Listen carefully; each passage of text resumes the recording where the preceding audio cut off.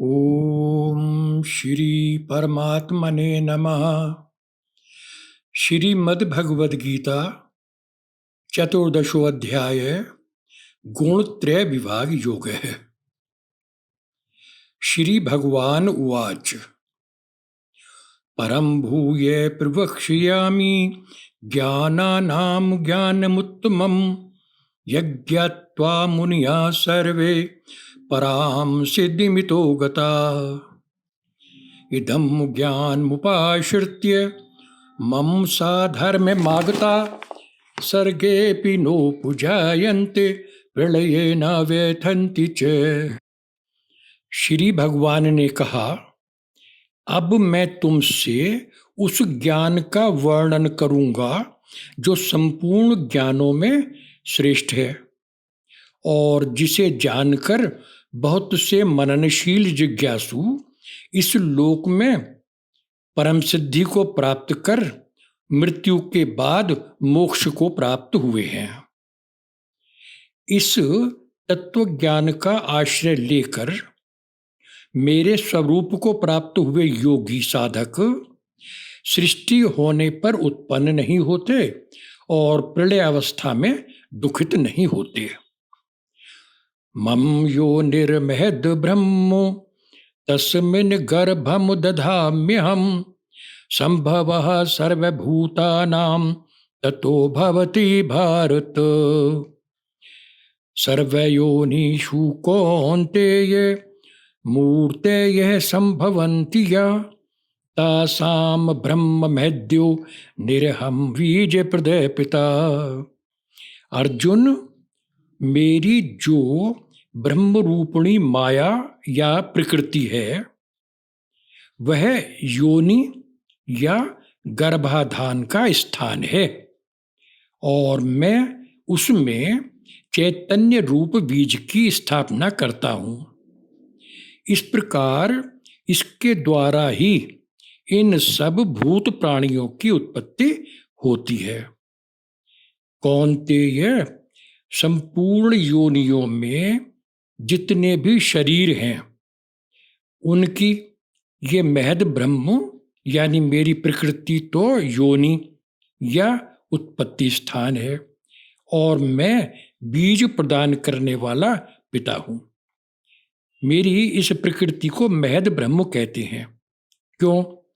क्योंकि ये समस्त कार्यों से यानी जितनी भी उत्पत्तिशील वस्तुएं हैं उन सबसे बड़ी है और अपने विकारों को धारण करने वाली होने के कारण ही यह महद ब्रह्म कहलाती है। इस प्रकृति अपनी योनि में मैं गर्भ रखता हूँ सदा, उत्पन्न होते हैं इसी से सर्व प्राणी सर्वदा। सब योनियों में मूर्तियों के जो अनेकों रूप हैं, मैं बीज प्रद उनका पिता हूँ, प्रकृति योनि अनूप है।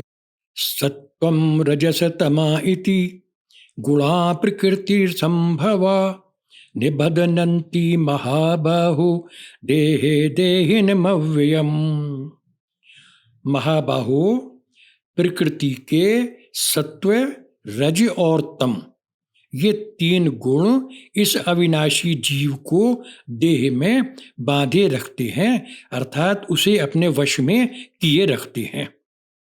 ऐसा होने से प्रकृति और पुरुष आपस में मिल जाते हैं और वह आत्मा जीवात्मा बनकर सत्व और रज और तम इनके द्वारा बांध ली जाती है और वह इन गुणों को अपनाने लगती है। तत्र सत्वं निर्मलत्वात् प्रकाशकं नामियं सुखसंगेन बध्नाति ज्ञान संगेन चानघ। निष्पाप अर्जुन, इन तीनों गुणों में सत्व गुण निर्मल होने के कारण प्रकाशक है और दुख रहित है। वह सत्व गुण जीव को सुख और ज्ञान की आसक्ति से अपने वश में किए रखता है। प्रकृति के इन 3 गुणों में जो सत्व गुण है वह मल रहित और स्वच्छ होने के कारण प्रकाशक है और सब विकारों का स्पष्ट ज्ञान देने वाला है।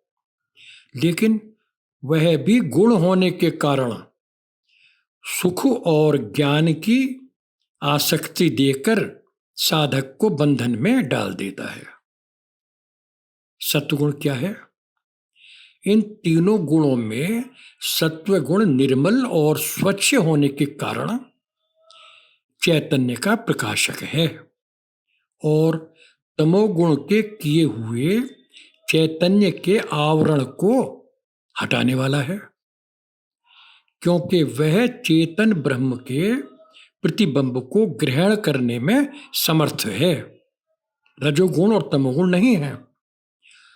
वह केवल चेतन की अभिव्यक्ति करने वाला ही नहीं है, अपितु वो अनमय भी है।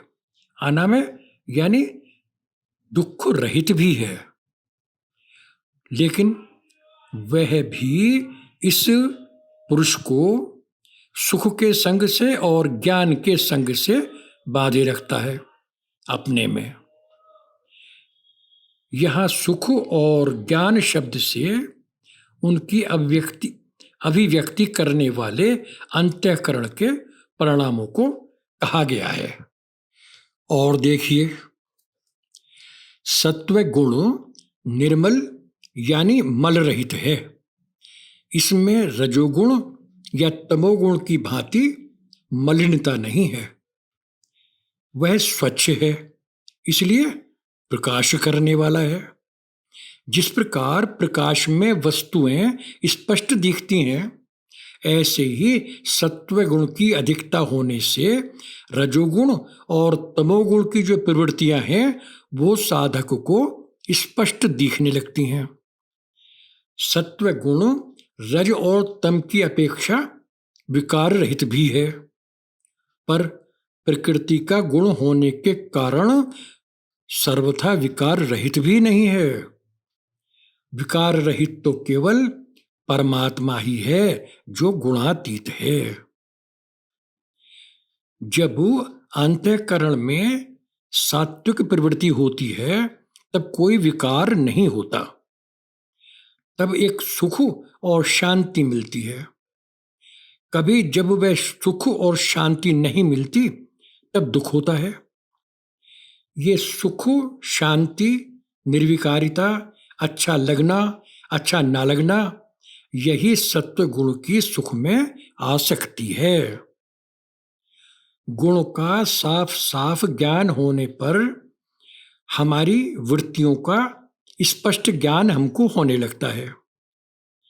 इससे साधक को ऐसी बहुत सी बातों का पता चल जाता है जो उसे पहले से पता नहीं थी, और साधक के मन में आता है कि ये ज्ञान हमें हमेशा बना रहे।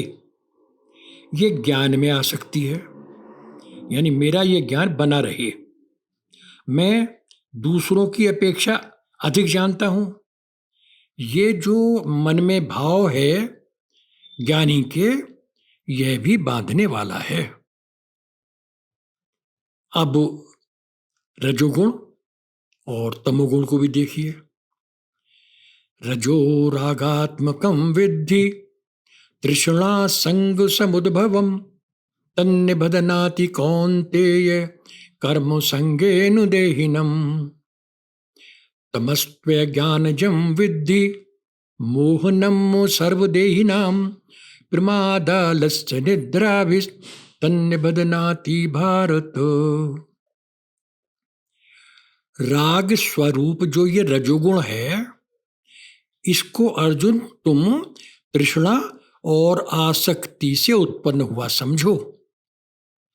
कुंती नंदन, ये रजोगुण जीव को कर्म की आसक्ति से बांध देता है, और तमोगुण को तुम अज्ञानोत्पन्न और सभी प्राणियों को मोह में डालने वाला समझो। ये जीव को प्रमाद, आलस्य और निद्रा के द्वारा बांधता है। यानी किसी वस्तु, व्यक्ति, परिस्थिति, घटना, क्रिया आदि में जो लगाव पैदा होता है वह प्रियता रजोगुण की देन है। मेरी सभी वस्तुएं बनी रहें और सदैव मुझे मिलती रहें, ऐसी तृष्णा से वस्तु आदि में आसक्ति पैदा हो जाती है। वह कर्मों की आसक्ति जो है मनुष्य को बांधने वाली होती है। और तमोगुण अज्ञान से पैदा होता है तथा सत्य, असत्य और कर्तव्य, अकर्तव्य का विवेक नहीं होने देता। वह तमोगुण मनुष्य को प्रमाद, आलस्य और निद्रा द्वारा अपने बंधन में डाले रखता है।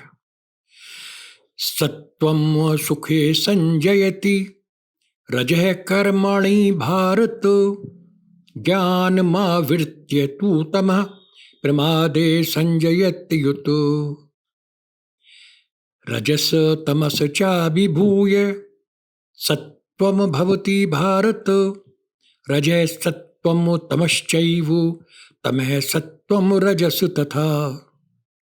भारत, सत्व गुण में जो है ये खूबी है कि वह सुख में आसक्ति देता है, और रजोगुण में क्या प्रवृत्ति है, वह कर्म में प्रवृत्त कर देता है, और तमोगुण ज्ञान को आच्छादित करके मनुष्य को प्रमाद में लगा देता है।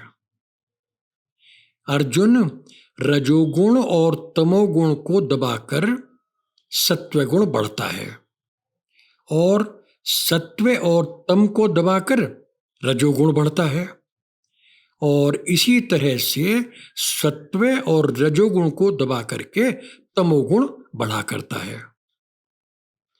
सत्व गुण साधक को सुख देता है, जिससे सुख में उसकी आसक्ति हो जाती है। उस सुख में आसक्ति होकर साधक आगे नहीं बढ़ पाता, यानी गुणातीत नहीं हो पाता। इसी प्रकार रजोगुण मनुष्य को अधिक क्रियाशील बनाकर उस पर विजय प्राप्त करता है। तमोगुण मनुष्य में सत्य और असत्य के कर्तव्य या अकर्तव्य और हित या अहित के विवेक को ढककर उसके ज्ञान को जागृत होने से रोक देता है। यही तमोगुण का मनुष्य को बांधना हुआ।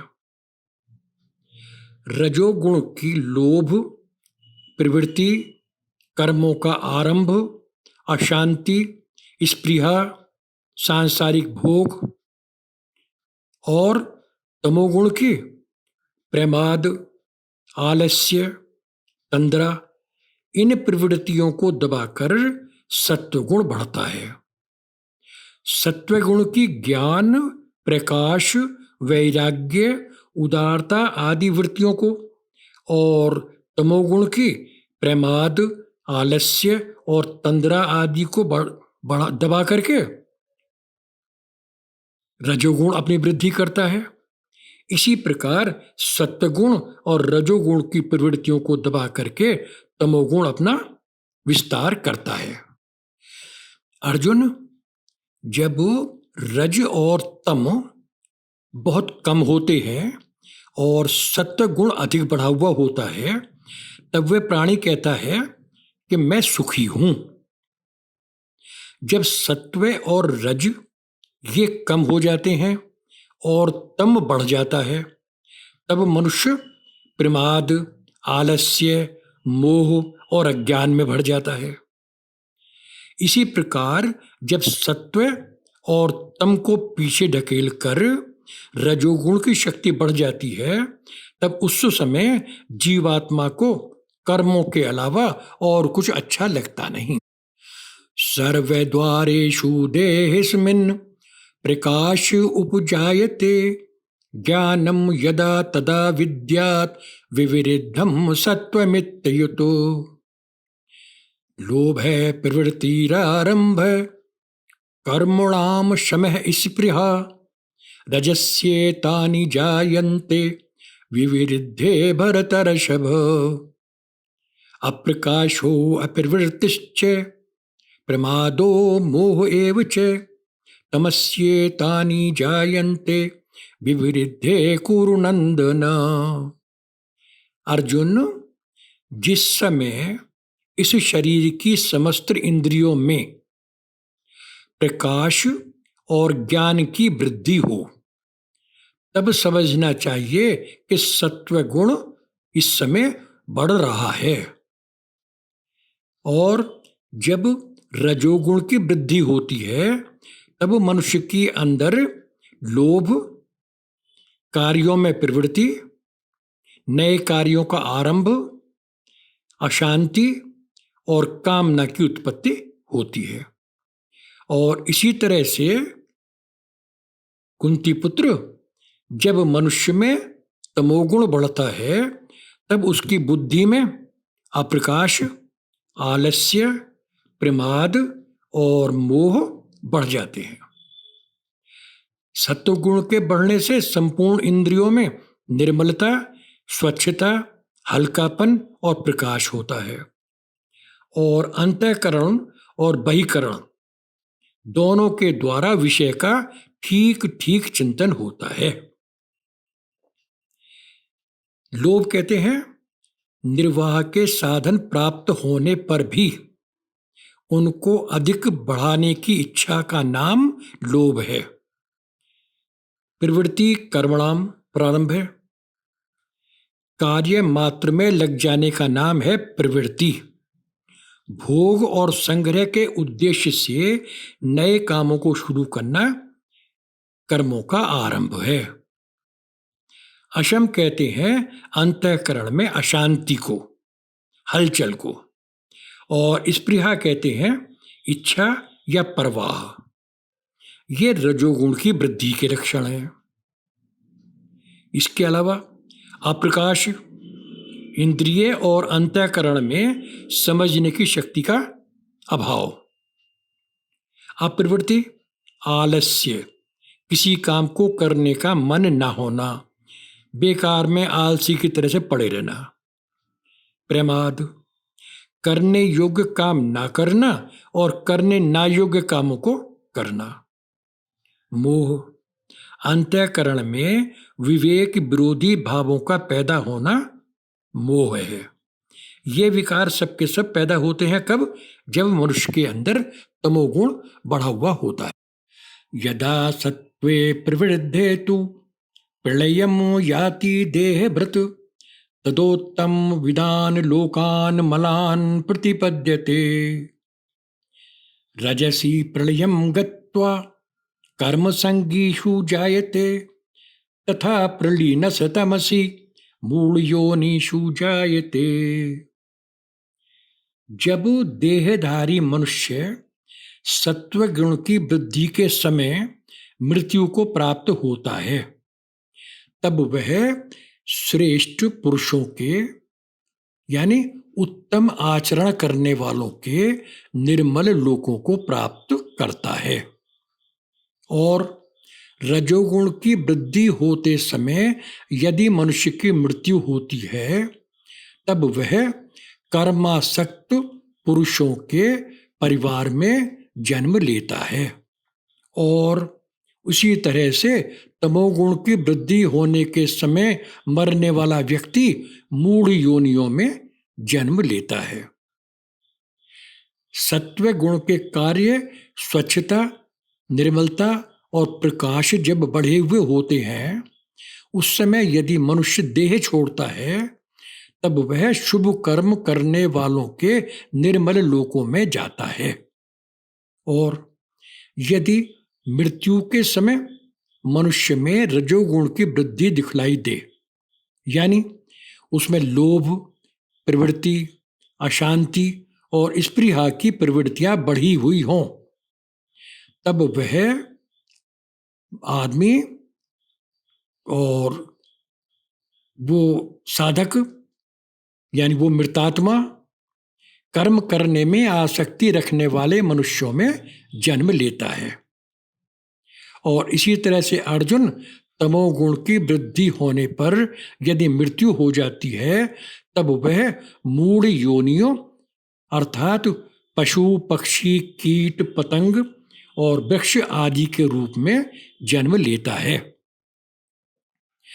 कर्मणः सुकृतिस्याहु सात्विकम निर्मलम फलम रजसस्तु फलम दुःखम अज्ञानम तमसः फलम।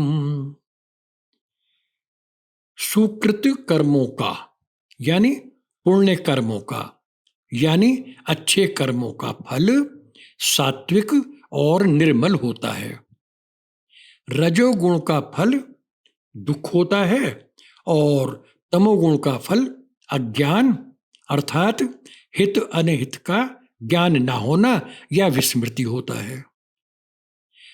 सत्वात् संजायते ज्ञानम रजसो लोभ एव च प्रमाद मोहौ तमसो भवतो अज्ञानमेव च। सत्व गुण से ज्ञान आत्मज्ञान और विवेक उत्पन्न होता है। रजोगुण से लोभ और तमोगुण से प्रमाद मोह और अज्ञान की उत्पत्ति होती है। सात्विक कर्म के फलस्वरूप व्यक्ति का जीवन शुद्ध निर्मल और सुखदायी होगा। राजस कर्म के फलस्वरूप उसको सुख आराम पद यश मान प्रतिष्ठा और स्वर्ग आदि लोकों की प्राप्ति हो सकती है। तमोगुण क्योंकि मोह देता है अतः ऐसा कर्मी हिंसा हानि और सामर्थ्य को ना देखकर काम करने वाला होता है। सत्व गुण से मनुष्य को ज्ञान और विवेक प्राप्त होता है और उसके द्वारा सत्कर्मों का आचरण होता है। रजोगुण से लोभ पैदा होता है, इससे उसके द्वारा किए गए कामों से उसे दुख मिलता है। तमोगुणी मनुष्यों के द्वारा किए गए काम प्रमाद मोह और आलस्य के कारण विवेक बुद्धि रहित होते हैं। ऊर्ध्वं गच्छन्ति सत्त्वस्था मध्ये तिष्ठन्ति राजसा जगन्य गुणवृत्तिस्था अधो गच्छन्ति तामसा। नान्यं गुणेभ्यः कर्तारं यदा दृष्टानुपश्यति गुणेभ्यश्च परं वेत्ति मद्भावं सोऽधिगच्छति। गुणानेतान् तीन देहि देह समुद्भवान् जन्म मृत्यु जरा दुःखै विमुक्तो मृतमश्नुते। सत्वगुणी मनुष्य मृत्यु के बाद ब्रह्मलोक आदि ऊपर के लोकों में जाते हैं। रजोगुण की वृद्धि के समय मृत्यु को प्राप्त करने वाले मध्यवर्ती लोक या मनुष्य लोक में आते हैं और पाप वृत्ति में रहने वाले या तमोगुणी लोग जो हैं वे मृत्यु के बाद मृत्यु लोक से भी नीचे के लोकों में जाते हैं। जिस समय दृष्टा गुणों के अतिरिक्त और किसी को भी कर्ता नहीं देखता और अपने को उन सब गुणों से अलग देखता है तब वह मुझको प्राप्त हो जाता है। देहधारी जीव देह से उत्पन्न होने वाले इन तीनों गुणों से अतीत हो जाने पर जन्म मरण और वृद्धावस्था में होने वाले दुखों से छूटकर परम पद को प्राप्त कर लेता है। रजोगुण की अधिकता वाले संग्रह भोग आदि में लगे रहने वाले मरने पर पुनः मनुष्य लोक में आ जाते हैं। इसी प्रकार तमोगुण में मृत्यु होने पर वे लोग अधोगति या मूल गति को प्राप्त होते हैं। अर्जुन उवाच कैलिङ्गैस्त्रीन् गुणान् एतान् तीतो भवति प्रभो किमाचार कथं चैतांस त्रीन् गुणान् अतिवर्तते। अर्जुन ने कहा, हे प्रभु, गुणों से अतीत होने वाले पुरुष के क्या लक्षण हैं? गुणातीत का आचरण कैसा होता है और वह इन गुणों से किस प्रकार अतीत होता है? श्री भगवान उवाच प्रकाशम च प्रवृत्तिम च मोहमेव च पांडव ना द्वेष्टि संप्रवृत्तानि ना निवृत्तानि कांक्षति उदासीनो गुणैर्यो ना विचाल्यते गुणा वर्तन्तु इत्येव यो अवतिष्ठति नेङ्गते। श्री भगवान ने कहा, पांडुपुत्र अर्जुन, गुणातीत पुरुष इन गुणों के कार्य, प्रकाश, प्रवृत्ति और मोह के आने के बाद भी ना तो उनसे द्वेष ही करता है और ना वे आए तो उनकी इच्छा ही करता है। वे आए तो उसको कोई फर्क नहीं पड़ता और वे ना आए तो उसको कोई फर्क नहीं पड़ता। जो तटस्थ की भांति निष्पक्ष रहता हुआ गुणों के द्वारा प्रभावित नहीं होता और गुण ही गुणों में बरत रहे हैं, इस प्रकार रहता हुआ स्वयं किसी भी प्रकार की चेष्टा नहीं करता, वह गुणातीत होता है। सम दुःखो सुख है स्वस्थ समलोष्टाश्म कांचन तुल्य प्रिया प्रियो धीरस तुल्य निंदात्म संस्तुति मानापमान योस तुल्यो तुल्यो मित्रारिपक्षयो सर्वारंभ परित्यागी गुणातीतः स उच्यते। स्वरूप में स्थित हुआ मनुष्य जब सुख दुख में समान दृष्टि वाला हो जाता है और मिट्टी, पत्थर और स्वर्ण में भी उसकी दृष्टि समान हो जाती है, वह प्रिय और अप्रिय में भी सम रहता है और निंदा स्तुति में भी सम रहता है। वह पुरुष समभाव को ही रखने वाला गुणातीत कहलाता है। जो मन और अपनेपन में समान भाव वाला है, यानी जो मान और अपमान को बराबर समझता है, शत्रु और मित्र के बीच में जो एक सा विचार रखता है और सब प्रकार के आरंभों का त्यागने वाला है, उसी को तुम अर्जुन गुणातीत समझो।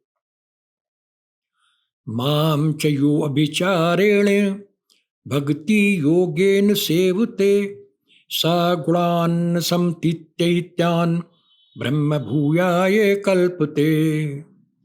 ब्रह्मणो हि प्रतिष्ठाहम् अमृतस्य अव्ययस्य च शाश्वतस्य च धर्मस्य सुखस्य ही कांतिकस्य च। जो पुरुष भक्ति योग के द्वारा मेरा भजन पूजन करता है, वह प्रकृति के इन तीनों गुणों को पार करके ब्रह्म स्वरूप की प्राप्ति में समर्थ हो जाता है। अर्जुन, मैं अमृत, अविनाशी, शाश्वत मर्म स्वरूप और सुख स्वरूप एकमात्र ब्रह्म की प्रतिष्ठा हूं। अर्थात जो अनन्य भाव से केवल भगवान के ही शरण में जाता है, उसको गुणों का अतिक्रमण नहीं करना पड़ता।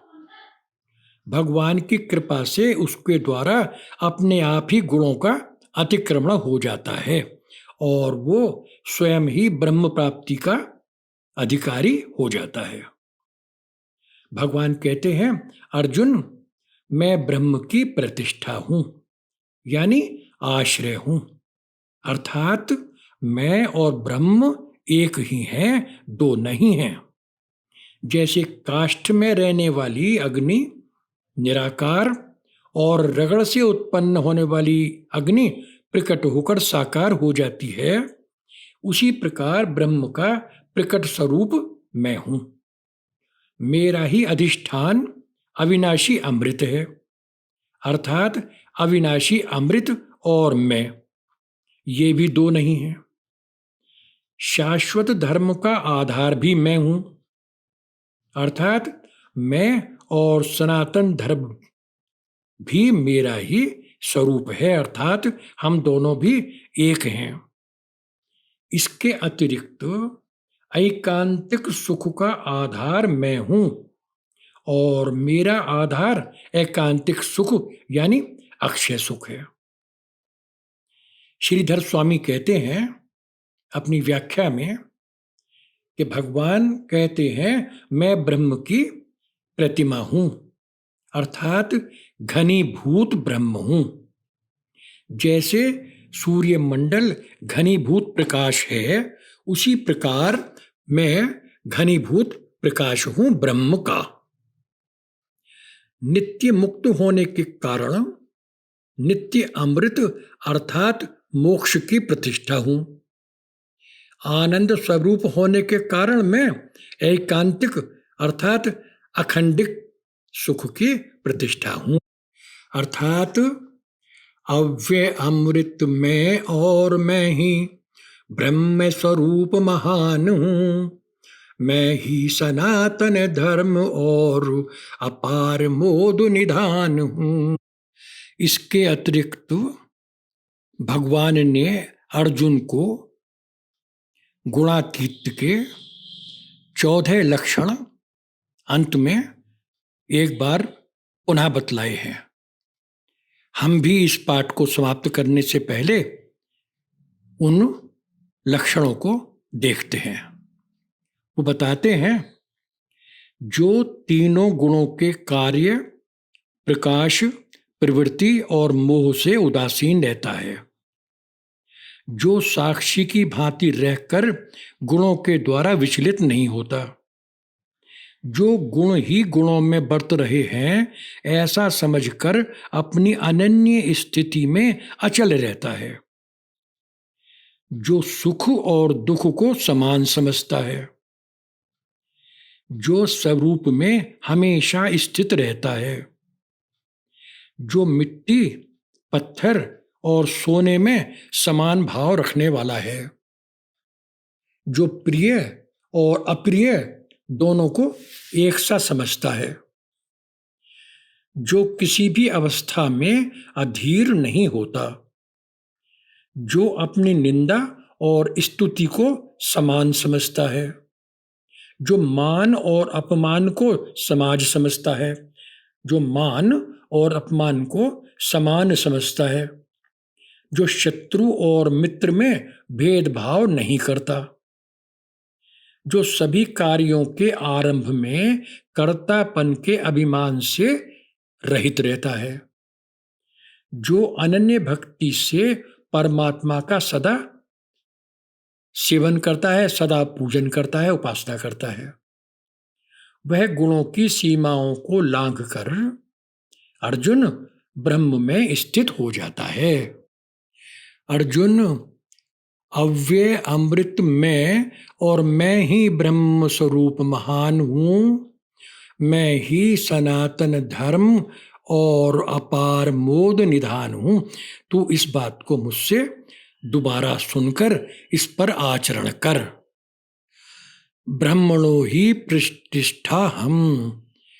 भगवान के इस वाक्यांश की व्याख्या करते हुए स्वामी रामसुखदास जी अपनी पुस्तक साधक संजीवनी में कहते हैं कि मैं ब्रह्म की प्रतिष्ठा हूं, आश्रय हूं, ब्रह्म और मैं अभिन्न हूं, और जैसे तपती अग्नि में तपाकर तथा देखकर रगड़ करके जो अग्नि प्रकट होती है वह अग्नि साकार है, और जब तक वो काष्ठ में या लकड़ी के अंदर है तब तक वह निराकार है। उसी तरह से भगवान का ये रूप जो हमारे सामने भगवान कृष्ण के रूप में है साकार है, और ब्रह्म का रूप निराकार है। ये दो रूप साधकों की उपासना की दृष्टि से हैं। तत्वतः भगवान और ब्रह्म एक ही हैं। ज्ञान की दृष्टि से वे ब्रह्म हैं और भक्त की दृष्टि से वे भगवान कृष्ण हैं। भगवान कृष्ण ही ब्रह्म और ब्रह्म ही भगवान कृष्ण हैं।